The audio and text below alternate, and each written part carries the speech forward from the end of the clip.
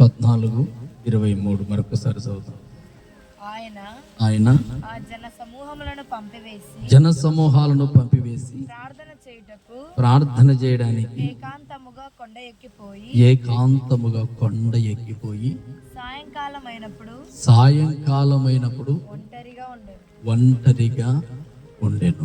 ఇక మీరిద్దరు ఇక్కడ కూర్చుండేది మేలు అన్నా. నేను చెప్పిన మాట వినండి, కూర్చోండి. లేదంటే అందరూ కొద్దిసేపు ఆగమంటే ఆగుతాం. హల్లెలూయా, హల్లెలూయా, హల్లెలూయా, హల్లెలూయా. మంచిది. యేసయ్య ఏకాంతముగా ఎక్కడికి వెళ్ళాడు? కొండకు వెళ్ళి ఏం చేశాడు? ప్రార్థన చేశాడు. ఇప్పుడు మిమ్మల్ని అందరు నేను ఏకాంతముగా బయటికి తీసుకొని రావడానికి గల కారణం, మందిరంలో కూర్చుంటే చల్లగా ఉంటుంది కదా, మందిరంలో కూర్చుంటే చల్లగా ఉంటుంది కదా. నేను మార్కు పొలంలో ప్రార్థన చేయాలని కాదు కానీ, లేకపోతే దామోదర పొలంలో ప్రార్థన పెట్టాలని కాదు కానీ, ఇంకా ఎక్కడైనా ప్రార్థన పెట్టాలని కాదు నా ప్రేరేపణ. అందుకే మొదటిగా ఈ పొలంలోకి వచ్చాము గనక ఈ పొలాన్ని బట్టి ఆశీర్వాదకరమైన మాటలు కొన్ని చెప్పనని దైవజనుడు పాస్టర్ విజయ్ గారికి నేను చెప్పాను. ఇప్పుడు నేను ఎందుకు మిమ్మల్ని ఇక్కడ తీసుకొని వస్తున్నాను? సంవత్సరానికి ఒక పారి మందిరము బయటికి ఎందుకు తీసుకొని వస్తూ ఉన్నాను? ఏకాంతముగా యేసయ్య ప్రార్థన చేయడానికి కొండకు వెళ్ళేవాడు. ఆయన ఆనవాయితీ. ఎందుకు కొండకు వెళ్ళేవాడు అంటే, కొండలో ఎటు చూసినా మనుషులు కారారు. ఒకటి, ప్రార్థనకు అంతరాయము ఉండదు. ప్రార్థన చేసుకోవడానికి అంతరాయము కానీ ఆటంకాన్ని కానీ ఏది ఉండదు. అందుకే చాలా మంది మునులు తపస్వికులు, చాలా మంది దైవ దర్శనము కావాలా అనుకున్న వాళ్ళు లోకానికి కానీ సమాజానికి కానీ దగ్గరలో ఎక్కడ ఉండదు. అందరూ చప్పట్లు కొడదామా? బిగ్గరగా కొట్టారు. ఎవ్వరు కానీ దైవ దర్శనము పొందుకోవాలా, దైవ బలాన్ని పొందుకోవాలా అన్నప్పుడు లోకానికి కానీ సమాజానికి కానీ కుటుంబానికి కానీ దగ్గరగా ఏ ఒక్కరు ఉండరు. అందుకని మిమ్మల్ని అందరినీ ఏదో పని కట్టుకొని ఇక్కడ తీసుకొని రావడానికి అక్కడ మందిరం లేదని కాదు కానీ, అక్కడ ప్రార్థన చేయడానికి వీలు లేదని కాదు కానీ, అక్కడ సమయము లేదు కానీ ఇక్కడ కన్నా అక్కడ ఎక్కువ సమయం గడపగలం. అయితే ఒక అనుభవం కావాలి మీకు. మనందరికి ఒక అనుభవంలోనికి రావాలా. మనందరము ఏ అనుభవంలోనికి రావాలా? ఏకాంతముగా దేవుని సన్నిధిని గడపడానికి ఒక స్థలాన్ని ఎంచుకోవాలా. ఏకాంత స్థలము చేరుమా నా ప్రియ సంగమా. ఏకాంత స్థలము చేరి మోకాళ్ళ మీద ఉండి ఏకాత్మతో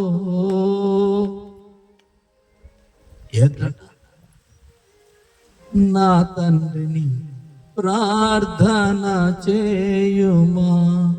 ఏకాంత స్థలము చేరి మోకాళ్ళ మీద ఉండి తండ్రికి ప్రార్థన చేయాలి. ఎక్కడ? ఏకాంత స్థలము. ఏకాంత స్థలములో యేసయ్య వెళ్ళాడు. ఏకాంతముగా వెళ్ళి మోకాలు ఉండి ప్రార్థన చేస్తూ ఉన్నాడు. అయ్యా మోకాలు ఉండి ప్రార్థన చేయండి అయ్యా అంటే ప్రార్థన చేయాల. ఇంతసేపు ప్రార్థన చేస్తే మరలా రేపు మేము రాగలమయ్యా. రాత్రి 10 అయితే రాలేరు, పగలు ఎండ అయితే రాలేరు, రాత్రి చల్లబడితే రాలేరు. ఇంకెప్పుడు ప్రార్థన చేస్తారమ్మా మీరు? పగల ఎండ, రాత్ర నిద్ర. పగల ఎండ, రాత్ర నిద్ర. ఇంకా ఎప్పుడు మీకు సమయం ఉండేది? గంటల సేపు కూర్చొని మాట్లాడడానికి సమయం ఇస్తారు, కానీ దేవుని సన్నిధిలో గడిపితే ఆయన ఇచ్చే ఆశీర్వాదం ఇంత అంత కాదు. ఒకసారి ఒక వ్యక్తి తన కుటుంబాన్ని విడిచి ఇలాగ సభలు జరుగుతా ఉంటే, ప్రార్థనలు జరుగుతా ఉంటే అందరూ తిరునాళ్ళకు, అందరూ ఆ రోజు అందరూ తిరునాళ్ళకు వెళుతా ఉంటే వారి తండ్రి నాట, రే ఎక్కడికి వెళుతున్నావు? అందరూ సంతోషంగా కొత్త బట్టలు వేసుకుని తిరునాళ్ళకి వెళ్ళి సంతకెళ్ళి వెళ్తా ఉంటే, నీవేంట్రా బైబిల్ చేతపట్టుకుని ఎక్కడికి వెళ్ళావురా? అందరు ఊరంతా ఉత్తరం అంటున్నావు, దక్షిణం అంటున్నావు, ఎక్కడికి వెళ్తున్నావురా అన్నాడు. ఆ కొడుకు అన్నాడట, నాన్న ఈ రోజున ప్రార్థన మందిరంలో దేవుడు ప్రార్థనకి వెళ్తున్నాను, అందరూ కూడికి పెట్టారు. ఈ రోజున మీకందరికీ అయితే తిరునాలా, నాకైతే ప్రార్థన. నేను ప్రార్థనకి వెళ్తున్నాను, బైబిల్ సంకన పెట్టుకుని ప్రార్థన మందిరానికి వెళ్ళాడు. జరిగిన విచిత్రం ఏంటి తెలుసా? అందరూ వెళ్తున్నారు, సంతోషంగా వెళ్తా ఉన్నారు. వారి పెదనాన్న చిన్న వారు అందరూ అన్నారంట, వీడికి ఏదో పిచ్చి పెట్టింది, తగుదునమ్మా అంటూ సంవత్సరానికి ఒక్క పండగ వస్తే, ఒక్క తిరునాళ్ళ వస్తే, తిరునాళ్ళ వీడు ఉండకుండా ఏదో భక్తి అంటూ బైబిల్ సంకన పెట్టుకొని వెళ్తా ఉన్నాడు. వీనికేం పోయే కాలం రా ఈ యవ్వన కాలంలో, చక్కగా సంతోషంగా తిరునాళ్ళంతా చూడుకోకుండా అని అందరూ అంటూ ఉన్నారు. సరే మంచిది, వీడు వెళ్ళాడు. వెళ్తా ఉంటే, ఇదిగో నువ్వు వెళ్తే వెళ్ళావు, నీ కొడుకులను ఇక్కడ పెట్టని బలవంతంగా తన కొడుకులు లాక్కొని ఇంటికొని పెట్టుకున్నాడు వాళ్ళ నాన్న. మంచిదే, సరే ఓకే, ఎవరైనా ఉండదు, నేను పోతానని తండ్రి వెళ్ళాడు ప్రార్థన.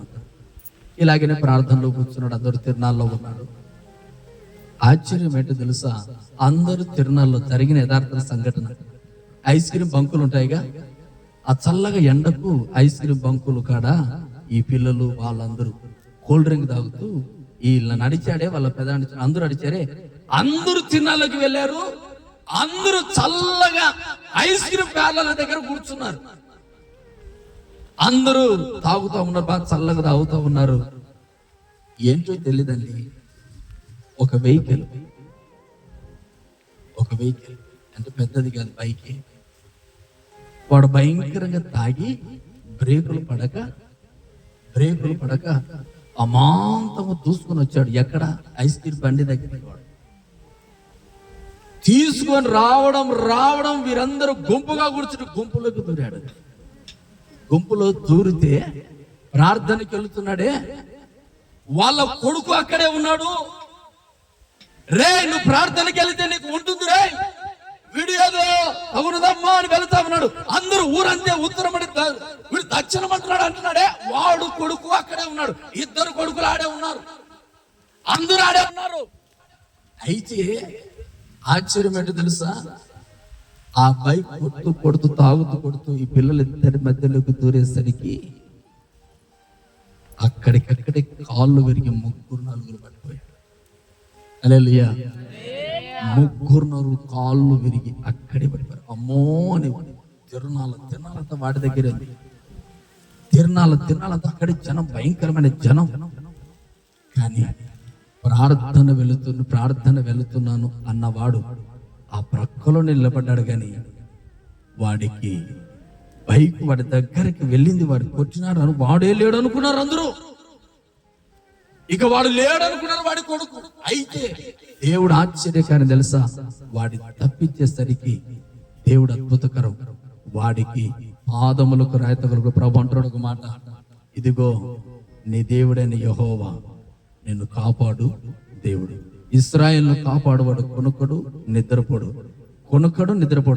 ఈ తండ్రి దేవుని సన్నిధిలో ఉన్న కారణాన్ని బట్టి ఆ కొడుకుకు చీమ రేణువు కూడా తాకకుండా ఆ కుటుంబాన్ని, ఆ బిడ్డను కాపాడి ఆ తరువాత పిల్లలందరూ ఒక్కొక్కరు ఒక పరిస్థితిలో ఉన్నారు. కారణం ఏంటి? అందరూ అన్నారు, వీడు అన్నారు, అరే వేంటికి వెళ్తున్నావురా? తిరునాళ్ళు చూడకుండా. ఎందుకు వెళ్తున్నాను తెలుసా? ఈ రోజు నేను ప్రార్థనకి వెళితే నా కుటుంబానికి కాపుదల, చప్పలు కొడదాం, నా పిల్లలకు నెమ్మది, నేను ఇచ్చే ఆశీర్వాదం దేవుడు ఇచ్చే కూలి, దేవుడిచ్చే ఆశీర్వాదం ఏమిటి అంటే నీ ప్రాణాలను కాపాడేది. ముఖ్యమైన కూలి ఏదంటే దేవుని మందిరానికి వస్తే మీ ప్రాణాలు, మీ పిల్లలకు ఆరోగ్యం దేవుడు ఇచ్చేది. అది మీ కళ్ళ కనిపించదు. నీ పిల్లలను కాపాడేది గాని, నీ పిల్లల ఒంట్లో ఆరోగ్యాన్ని ఇచ్చేది గాని, నీ పిల్లలకు ప్రమాదాన్ని తప్పించేది గాని, తెలియకుండా దేవుడిచ్చే ఆశీర్వాదం ఏమిటి అంటే మిమ్మల్ని కాపాడేది. అటువంటి మిమ్మల్ని కాపాడుతున్న యేసయ్య ఏం చేశాడు తెలుసా? ఇప్పుడు మీరందరూ ఇక్కడ ఉన్నారు, ప్రార్థనకు వచ్చారు, అన్ని ఇళ్ళని విడిచిపెట్టారు. ఎవరికి కాపుదల?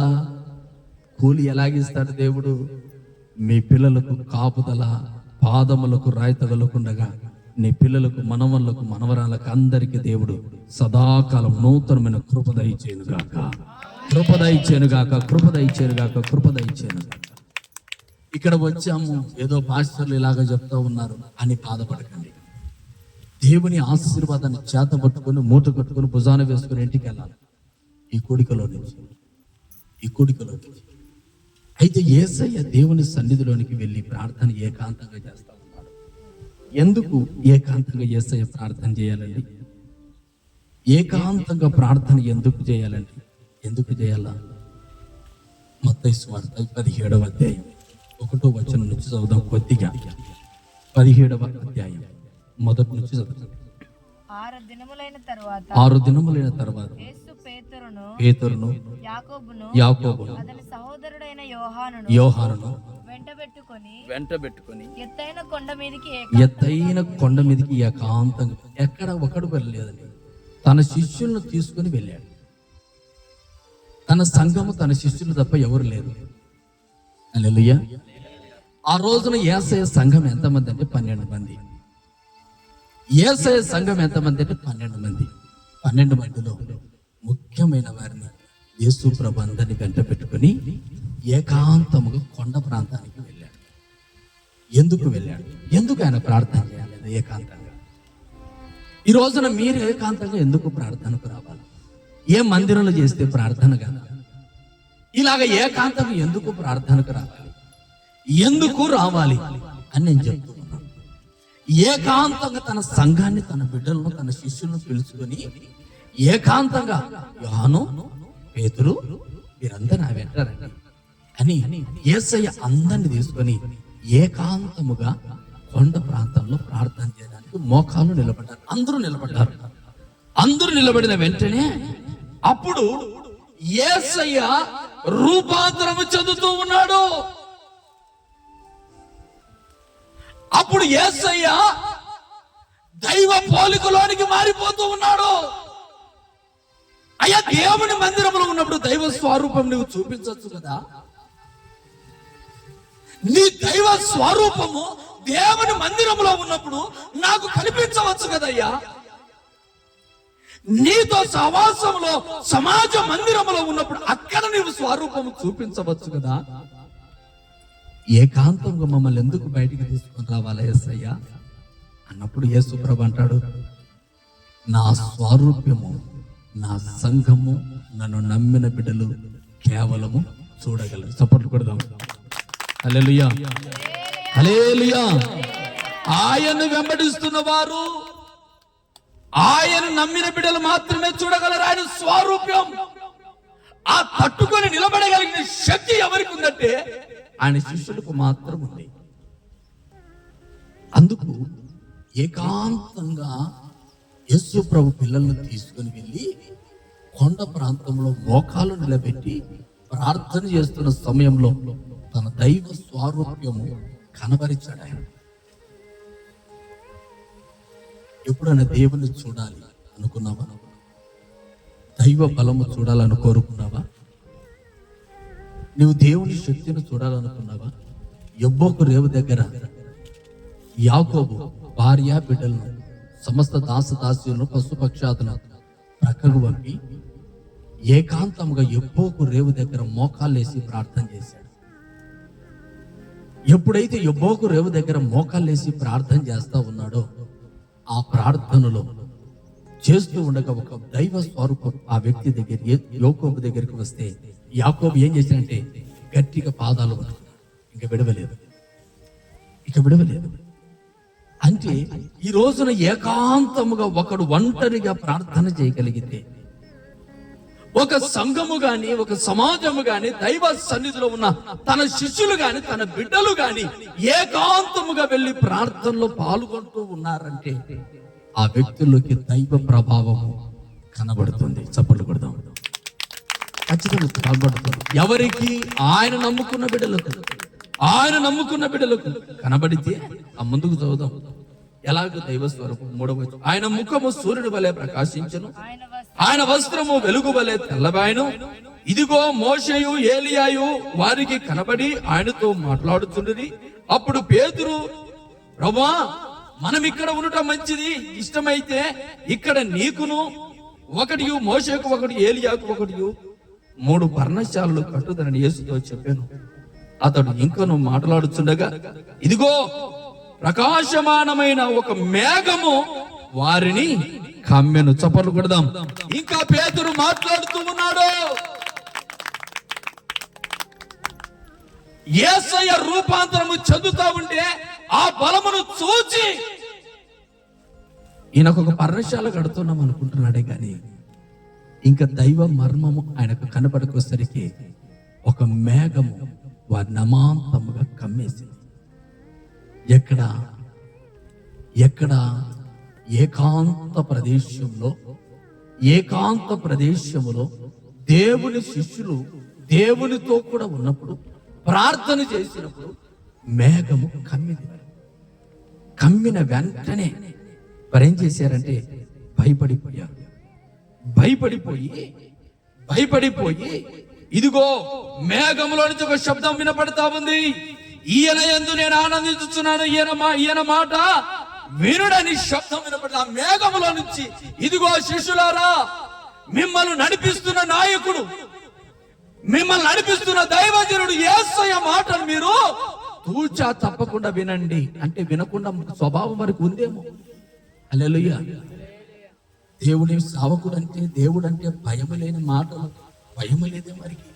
అయితే ఏకాంతముగా ఉండి దైవ బలము కనబడేసరికి మేఘము వారిని కమ్మినప్పుడు మేఘములో నుంచి ఒక శబ్దం, ఈయన మాట వినండి అంటే ఎందుకు ఏకాంత ప్రార్థన చేయాలంటే దైవజనుడి దేవుడి బలం నీకు కనబడాలంటే ఏకాంత ప్రార్థనలో నువ్వు పాల్గొనాలి. చప్పనకూడదు. హల్లెలూయా. దైవ బలాన్ని, దైవ సేవకుడి బలాన్ని చూడాలంటే దైవ జనుడి వెంట వెళ్ళి మోకాళ్ళు ఉండి ఏకాంతముగా ప్రార్థనలో పాల్గొని ఉంటే దైవ బలం ఎలా కనపడింది? మేఘము వారిని కమ్మి ఈయన మాట వినండి. ఆ మాట అన్న వెంటనే వారికి కలిగిన అనుభవం ఏమిటి అంటే, ఇదిగో వారు మిక్కిలి బోర్లపడి మిక్కిలి భయపడగా యేసు వారి యొద్దకు వచ్చి వారిని ముట్టి లేండి, భయపడిపోయి వారి కన్నులు ఎత్తి చూడగా యేసు తప్ప మరి ఎవరు అంటే దర్శనము చూస్తూ ఉన్నారు. చప్పట్లు కొడదాం. ఏకాంత ప్రార్థనలో ఏమి చూడాలి? దర్శనాన్ని చూడాలా? నీ హృదయంలో ఆయన మాటకు చోటించి యేసయ్యను వెంబడించి ఏకాంతముగా నువ్వు ప్రార్థనలో పాల్గొన్నట్లయితే ఆయన దర్శనాన్ని నువ్వు చూస్తావు. మరలా యేసయ్య వచ్చి వారిని ముట్టి లేండి, పేతురు, యోహాను, మీరు లేవండి అయ్యా, మీరు ఏమైందంటే, అయ్యా ఇంతవరకు మేఘం ఒకటి వచ్చింది, ఇదిగో నీవు రూపాంతరమైన బలము నీ ఎదుట నాకు కనబడింది, నీవు ప్రకాశమానమైన దేవుని శక్తిని పోలి ఉన్నావయ్యా, మేము ఇలాగ మాట్లాడాము అంటే పేతురు ఇక చాలు, దర్శనం పొందుకున్నది భయపడింది, ఇక చాలు, ఇక లేచిపోదాం రండి, ఇక లేద్దాం రండి. ఈ ఏకాంత ప్రార్థన ఎందుకు నేను ఏర్పాటు చేస్తా ఉన్నానంటే, ఇక్కడనైనా నీ కుటుంబ సమస్యను వదిలి, నీ కుటుంబం ఏమైపోతుందో, నీ పిల్లలు ఏమైతారో, నీ తల్లి నీ పిల్లల గురించి ఆలోచన ఇంకా ఇక్కడ కూడా అదే ఉందా? చాలా మంది ఒక రోజున ఒక ప్రార్థనా కూడికకు మేము వెళ్ళాము. ప్రార్థనా కూడికకు వెళితే అక్కడ అందరం ప్రార్థన చేస్తాం. ఒకడు మాత్రం ప్రార్థన చేయలేదండి. వాడు ఎల్లప్పుడూ వాడు బయటికి తిరుగుతాడు, ఇంట్లోకి తిరుగుతాడు, బయటికి తిరుగుతాడు, ఇంట్లోకి తిరుగుతాడు. ఏంట్రా అందరూ ప్రార్థన చేస్తా ఉంటే అందరిని చెడగొట్టుకుంటూ బయటికి ఇంట్లోకి తిరుగుతాము, కారణం ఏంటి అని ఒకడు అడిగాడు. ఒరే, ఇంటి దగ్గర తాళం వేయకుండా వచ్చాను. ఏమాట? ఇంటి దగ్గర తాళం వేయకుండా వచ్చాను.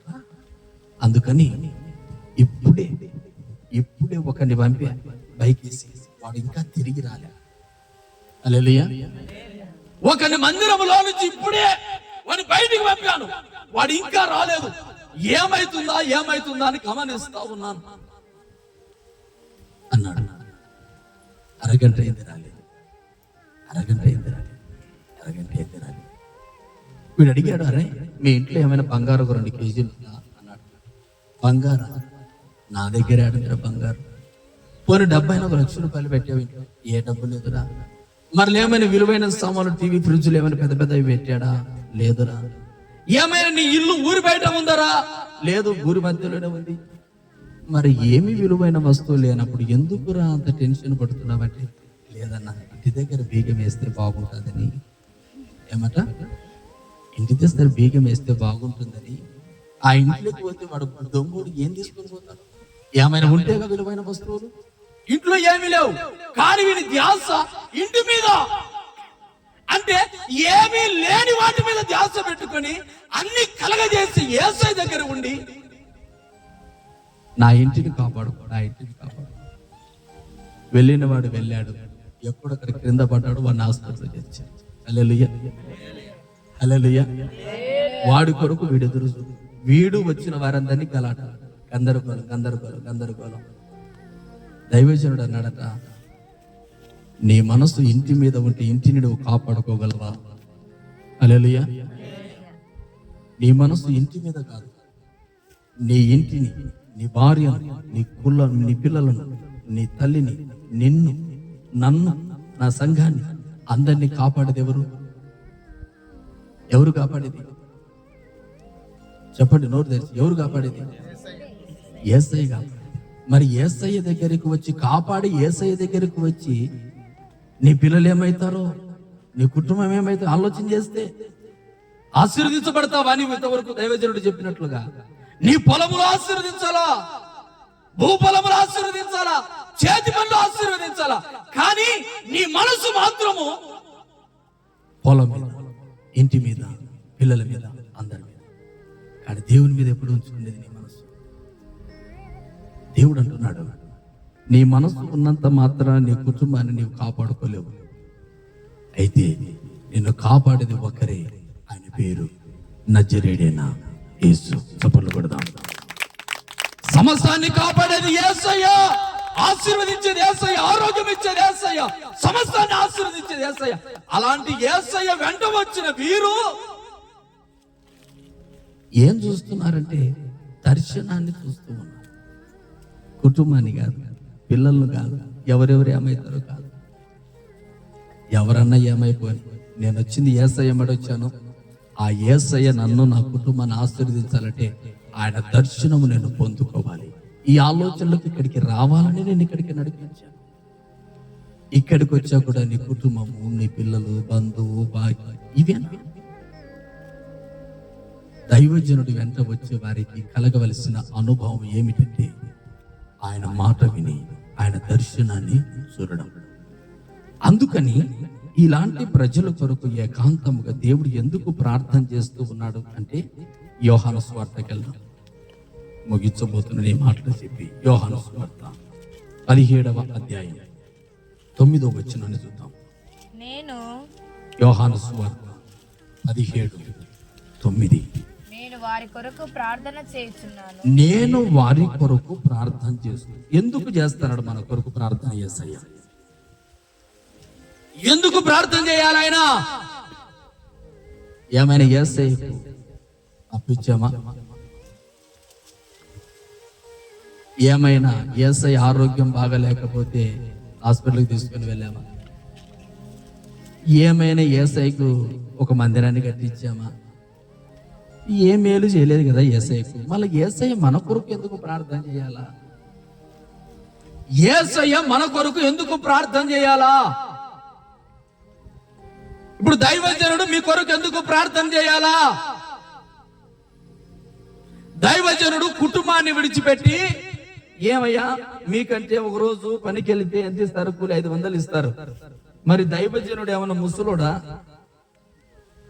దైవజనుడు ముసలోళ్ళ ఏమైనా ప్రార్థన పనికి వెళ్తే 500 కూలి ఇవ్వలేరా? సంపాదించుకోలేరు సాయంకాలానికి? హల్లెలూయా. సంపాదించుకునే శక్తి లేదా మాకి? మీకన్నా 100 రెట్లు సంపాదించగలిగిన శక్తి మాలో ఉంది. మీకన్నా ఎక్కువ సంపాదించి నిలువ పెట్టుకునే శక్తి సామర్థ్యం మాకు ఉంది. కానీ ఎందుకు మీ కొరకు ఈ విధానంగా సేవకులు సేవకురాలు ఉపవాసం నుండి కన్నీళ్లు విడిచి ప్రార్థన చేయాలి? ఎందుకు ప్రార్థన చేయాలి? ఎందుకు మా కడుపు కాడుచుకోవాలి? ఎందుకంటే మీరు మా వెంట వస్తున్న మీరు దైవ దర్శనము చూడాలి. చప్పట్లు కొడదాం. ఆ దైవ బలాన్ని పొందుకున్నప్పుడు మీకు కలిగే ఆశీర్వాదాలు మెండుగా ఉంటాయి. అందుకని మీ కొరకు ప్రార్థన చేస్తుంటే యేసయ్య మాకు నేర్పిన పాఠం ఎందుకు ప్రార్థన చేయమన్నాడు? యేసయ్య అంటున్నాడు, యేసయ్య సంఘ బిడ్డల కొరకు ప్రార్థన చేస్తాడు. ఎందుకు చూద్దాం. చదవండి 9వ వచనం. నేను వారి కొరకు ప్రార్థన చేసి లోకము కొరకు ప్రార్థన చేయుటలేదు. లోకము కొరకు ప్రార్థన చేయడం లేదు. నీవు నాకు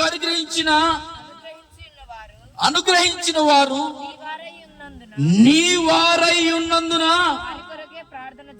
చప్పట్లు కొడదాం. బిగ్గరగా కొడదాం. వారు నీ వారై ఉన్నందున వారి కొరకు ప్రార్థన చేస్తున్నాడయ్యా. వారు నీ వారై ఉన్నారు, నీ కుమారులై ఉన్నారు, నీ సొత్తై ఉన్నారు. నీ సొత్తై ఉన్న వారితో నేను వారిని నా వెంట తీసుకొని వెళుతున్నాను. నా ప్రభావమును, నా బలము, నా ఆశీర్వాదాన్ని వారికి కనపరుస్తున్నాను. నీ దర్శనం, నీ వెలుగును వారికి ప్రసాదించండి ప్రభా అని దేవుడు ప్రార్థన చేస్తా ఉన్నాడు. కనుకనే పేతురైనా యోహానైనా ఈరోజు నీవైనా నేనైనా దైవజనుడి ప్రార్థన, సంఘం దేవుడి ప్రార్థన ద్వారానే దర్శనము చూస్తూ ఉన్నాం. హల్లెలూయా. లేకపోతే ఒక 5 నిమిషాలు బాగుంటావు, ఒక 6 నిమిషానికి మారిపోతావు. ఒక రోజు దేవుని సన్నిధిలో ఒక రకంగా ఉంటావు, దేవుని సన్నిధి మారితే ఇంకో రకంగా ఉంటావు. కానీ దేవుడిని దర్శిస్తా ఉన్నాడు గల కారణం దైవజనుడి ప్రార్థన నీ వెంట ఉంది. దైవజనురాలి ప్రార్థన నీ వెంట ఉంది. సంఘము చేసే ప్రార్థన మీ వెంట ఉంది. చప్పట్లు కొడదాం. హల్లెలూయా.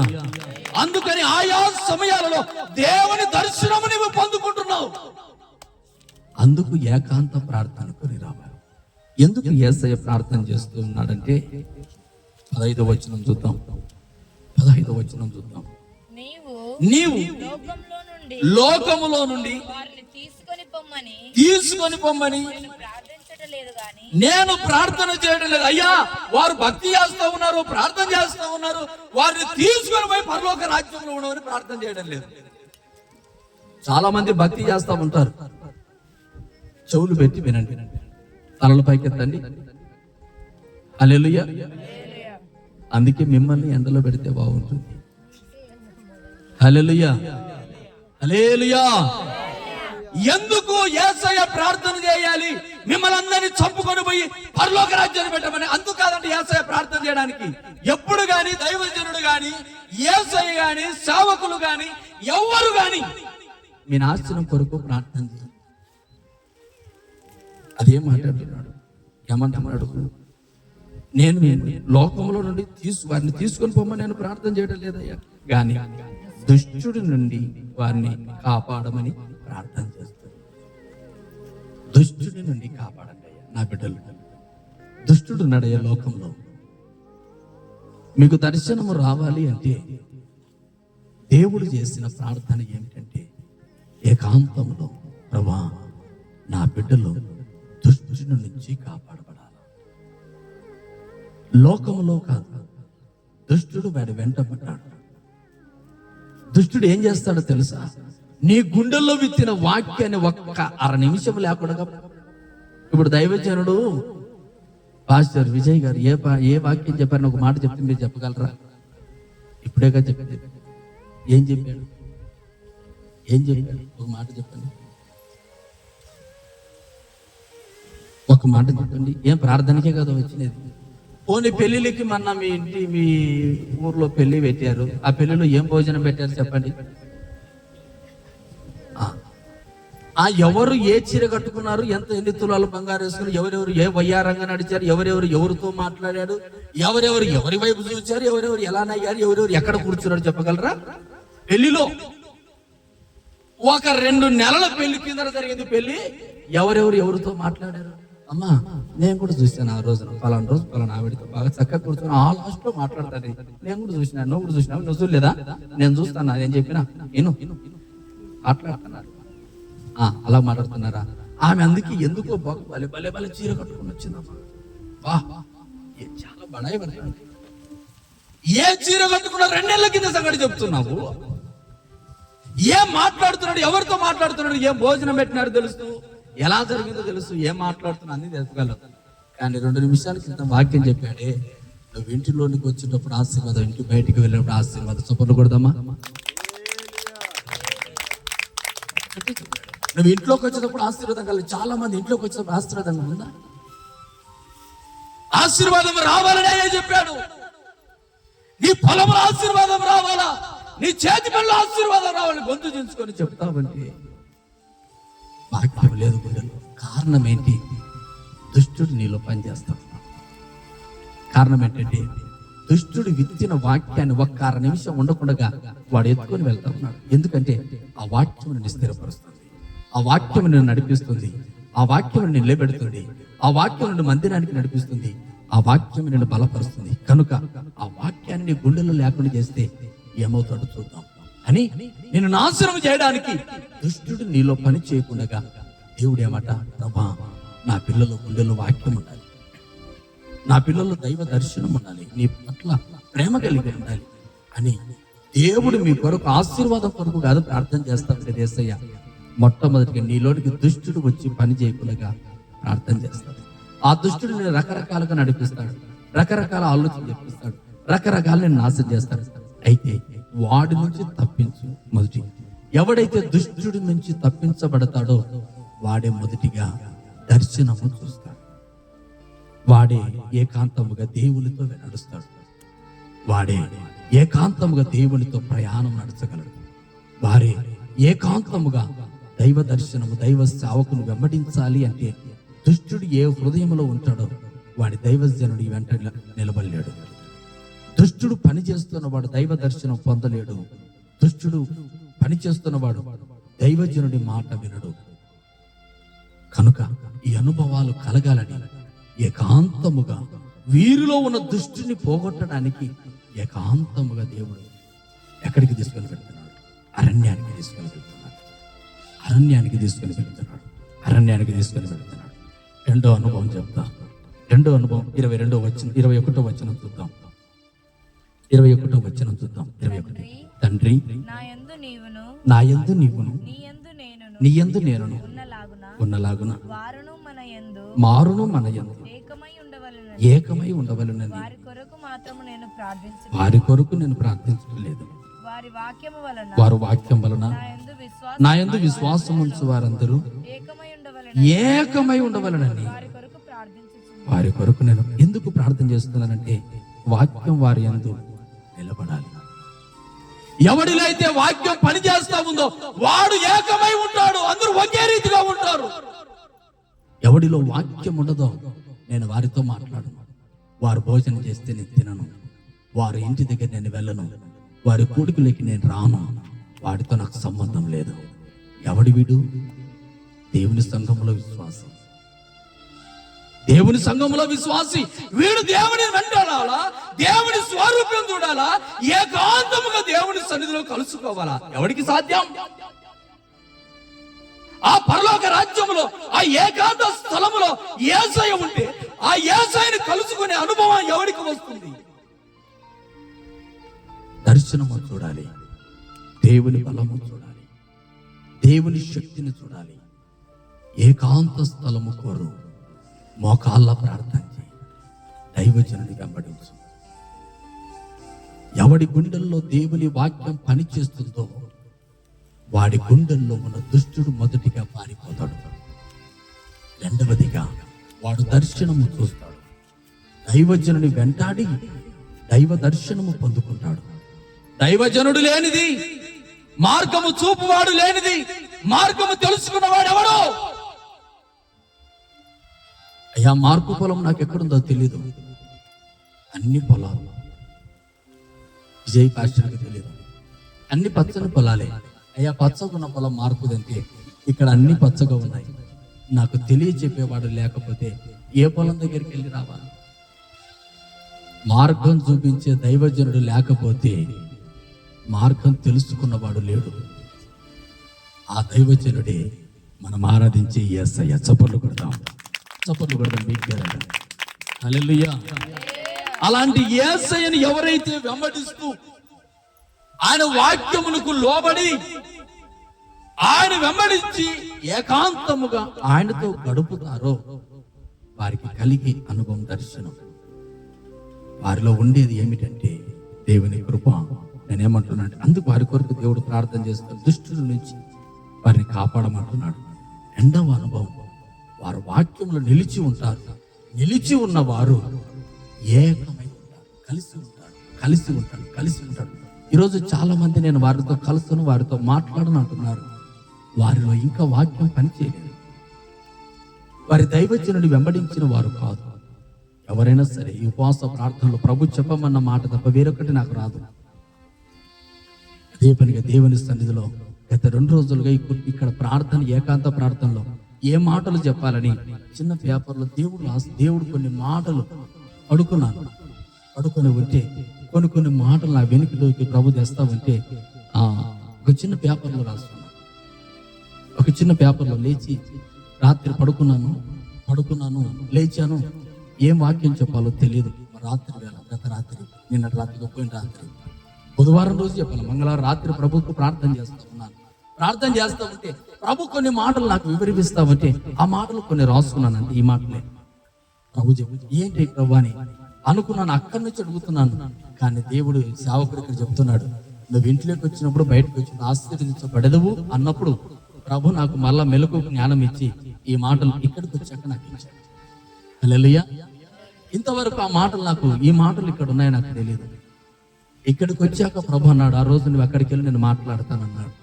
అయ్యా, అంత సమయం నాకు ఎప్పుడు చెప్తావు అనుకున్నాను. అయితే నువ్వు వెళ్ళు, నేను చెప్తానంటున్నాడు. కానీ దైవజనుడు మాట్లాడే సమయానికి పరిశుద్ధాత్మ దేవుడు నాతో మాట్లాడుతూ ఉన్నాడు. ఇదిగో, వీరిలో వాక్యం నిలిచి ఉండనప్పుడు వీరు ఎలాగ ఏకమైతారు? వారు సంఘములోనే ఒకరికొకరు ఏకము కానప్పుడు నిత్య రాజ్యములో నా సింహాసనమునందు జయించు వాడి నాతో కూడా కుండనిస్తాను అంటున్నాడు. హల్లెలూయా. జయించు వారిని నాతో కూడా నా సింహాసనమందు కూర్చోవాలి వాడు. ఇక్కడ సంఘముతో ఏకము కాని వాడు నాతో ఏకమవ్వగలడా? వారు చూద్దాం. సంఘముతో ఏకము కాని వాడు ఇదిగో దేవునితో ఏకము కాగలడా? కాలేడు. ఏది విత్తుతావో అదే కోసుకుంటావు, ఏది విత్తుతావో అదే కోసుకుంటావు. దేవుని పిల్లారా, దేవుడు అంటున్న ఒకే ఒక మాట, వారి యందు దేవుని వాక్యం నిలవాలి అంటే దైవజనుడా వారి ఏకాంతంగా తీసుకుని వెళ్ళి ఏం చేయమంటావు ప్రభా? వారి వాక్యము గుండెల్లో ఉండేటట్లుగా, దుష్టుడు వాడి గుండెల్లో నుంచి పోయేటట్లుగా ప్రార్థన చేయి. నీవే కాదు, నీతో పాటు నీ సంఘాన్ని మోకాలు నిలబెట్టి ప్రార్థన చేపి. ఎక్కడ చేపించాలి ప్రభా? కొండ ఎక్కించు. ఏకాంతంగా తీసుకొని వెళ్ళు. ఏకాంతంగా ఒక ప్రదేశానికి తీసుకొని వెళ్ళు. ఏకాంతంగా ప్రదేశమునకు తీసుకొని వెళ్ళి అక్కడ వారిని మోకాలు నిలబెట్టి ప్రార్థన చేపి అక్కడ నేను వారికి దర్శనమిచ్చి నేను మాట్లాడతాను. హల్లెలూయా. అక్కడ కల్మషం లేని ప్రాంతం, పాపము లేని ప్రాంతం, పరిశుద్ధమైన స్థలం. అక్కడికి నేను వస్తాను. నేను వచ్చి నేను మాట్లాడతా. ఏమని మాట్లాడతావు ప్రభా? నేను మాట్లాడతా. మాట్లాడిన దేవుడు ఈ వాక్యం విని కూడా నేను వారితో మాట్లాడను. వారి కుటుంబం దగ్గరికి వెళ్ళను, వారితో భుజించు, వారు చేసిన ఆహారం తినను అని ఎవడైనా అంటూ ఉన్నాడంటే వాడిలో దుష్టుడు పనిచేస్తా ఉన్నాడు. ఆ దుష్టుడు పోయేటట్లుగా ప్రభే ప్రార్థన చేశాడు. ఈ రోజున మన గుండెల్లో ఉన్న దుష్టుడు ఏకాభిప్రాయం చేత ఒక్కొక్కరిలో ఉన్న దుష్టుడు తొలగించి ఇక అందరము ఏకమవుదుము గాక, ఏకమై ప్రభును స్తుతించుదుము గాక, ఏకమై స్తుతుల ద్వారా దైవ దర్శనము మేఘం మన మధ్యలో దిగును గాక. హల్లెలూయా, హల్లెలూయా, హల్లెలూయా. మూడవ అనుభవం చెప్తా. 23వ వచనం, 21 నుంచి. వారి యందు నేను నా యందు నీవును ఉండుట వలన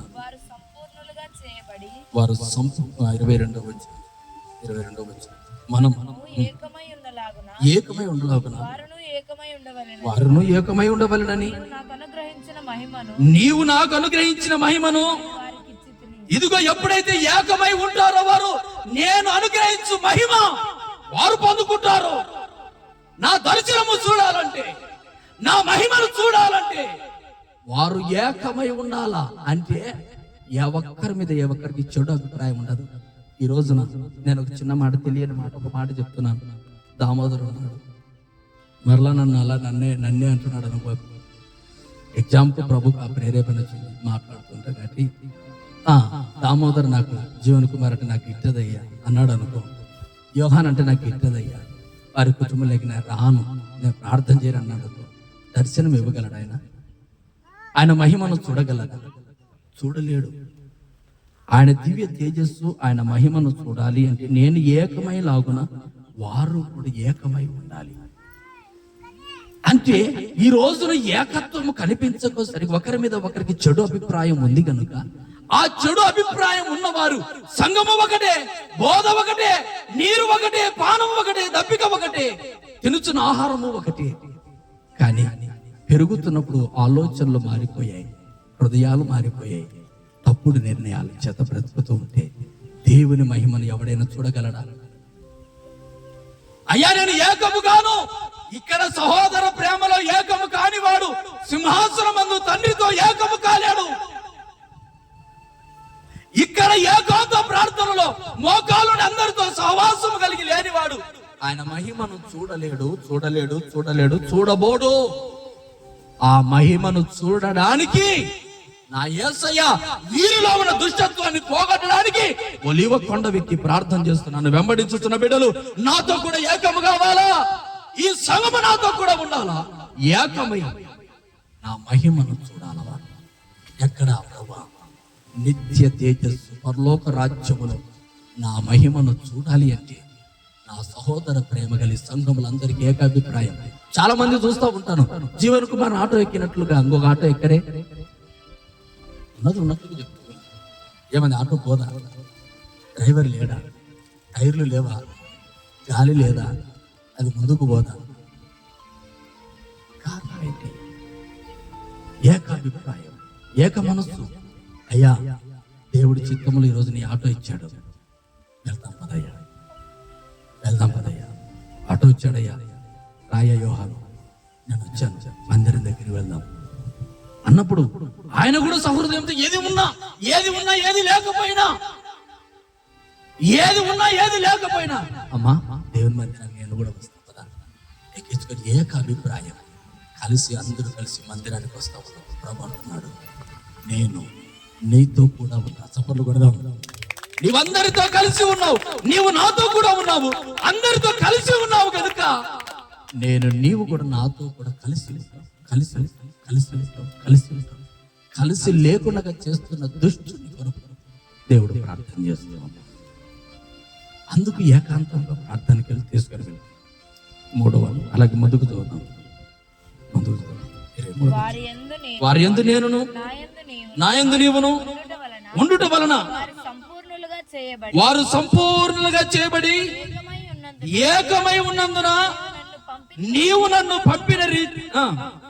పంపితివనియు నీవు నన్ను ప్రేమించినట్టే వారిని కూడా ప్రేమించిందనియు లోకము తెలుసుకున్నట్లు నాకు అనుగ్రహించిన మహిమను వారికి ఇచ్చాను. దేవుడు అనుగ్రహించే మహిమనే వారికి ఇచ్చాడు కనుక వారు దేవుని స్వరూపాన్ని చూడగలరు, దేవుని దర్శనాన్ని చూచారు. ఈ రోజున దేవుని దర్శనం ఎంతమంది చూస్తున్నారు? చేతులు ఎత్తగలరు. దేవుని దర్శనం ఎంతమంది చూశారు?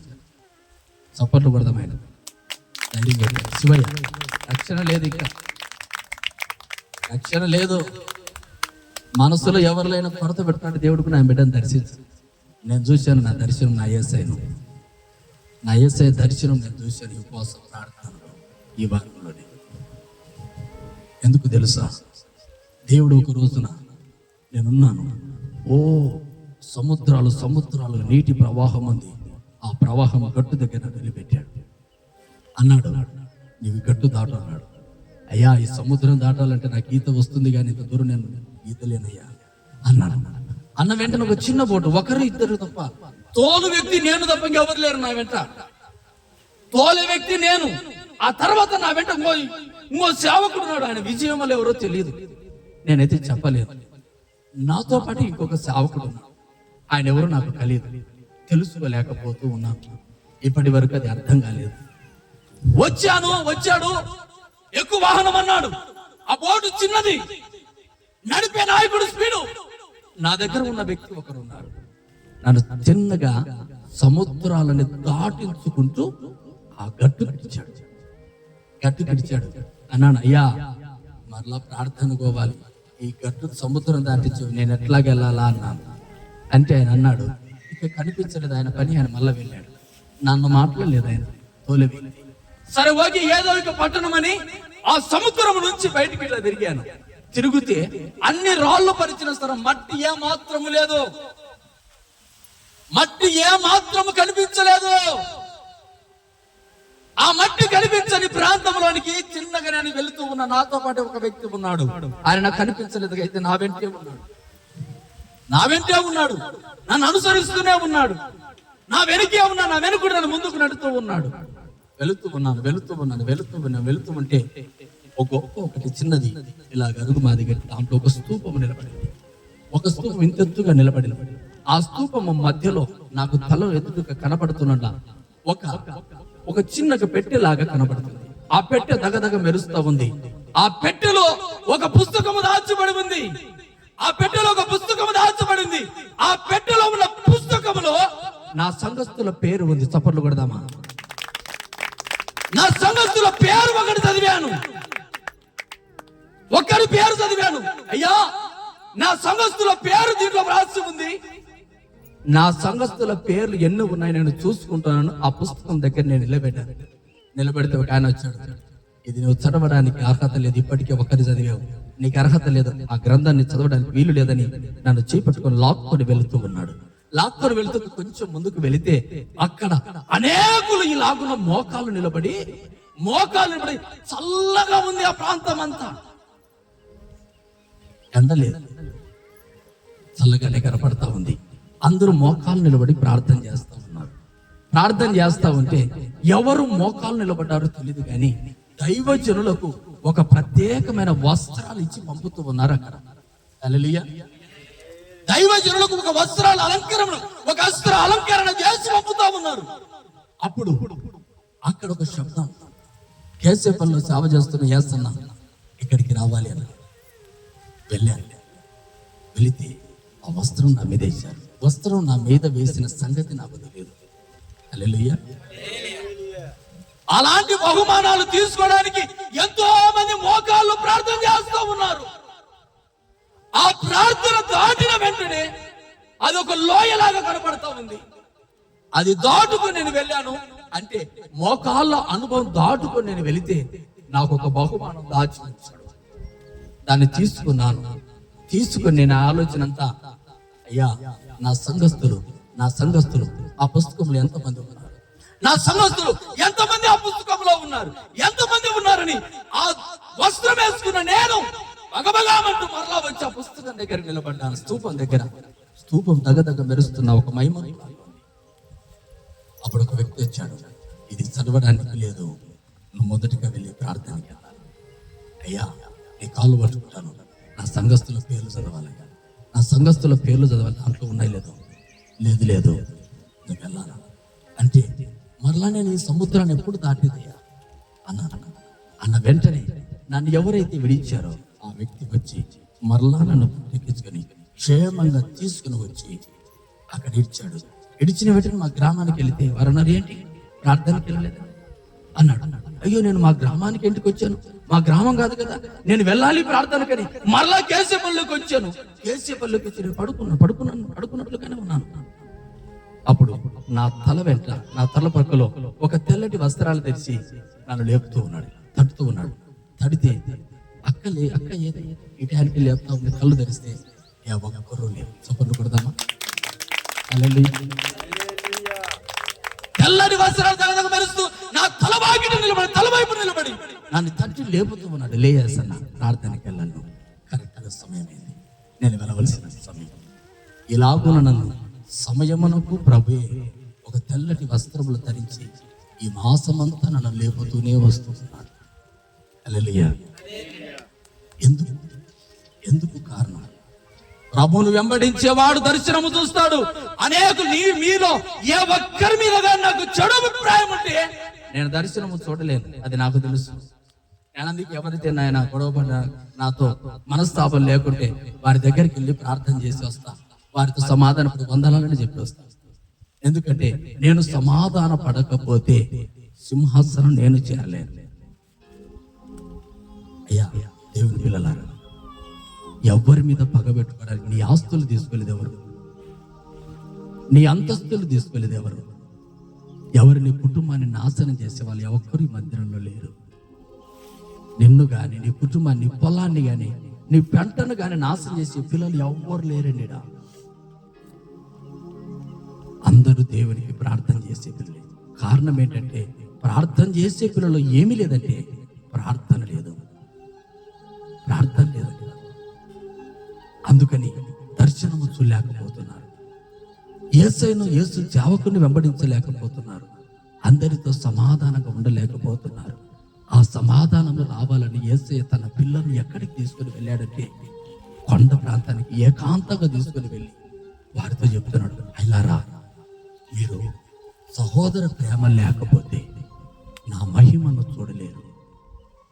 ఎప్పుడు కానీ 12 మంది శిష్యులు ఎవరు గొడవ పడినట్టుగా చరిత్రలో లేదు.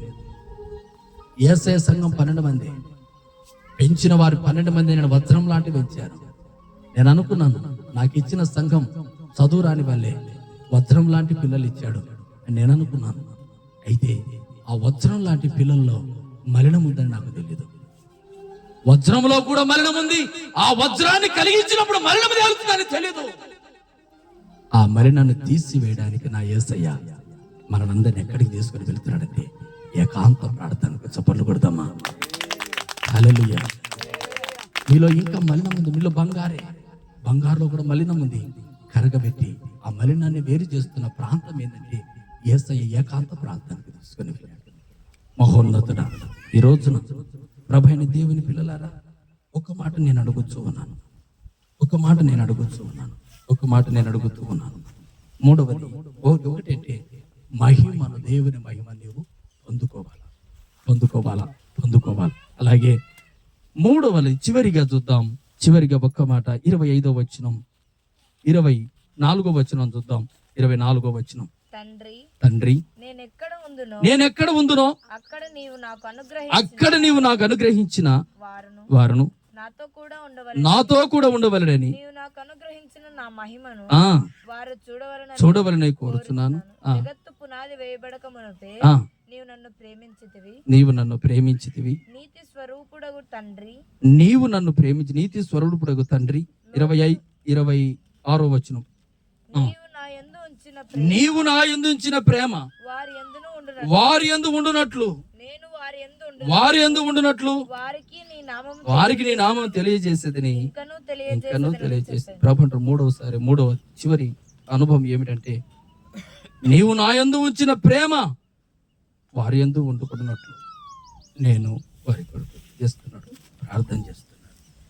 అంటే దేవుని ప్రేమ మనలో ఉంది. దేవుడు మనల్ని ప్రేమిస్తున్నాడు. కానీ మనము అనేకులను ద్వేషిస్తూ దేవుని ప్రేమ మనలో నిలిచి ఉండాలి ప్రభు ప్రార్థన చేస్తున్నాడు.